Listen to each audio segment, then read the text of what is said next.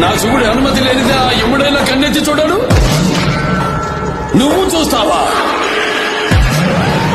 అమాయకుల ప్రాణాలు చేస్తావా?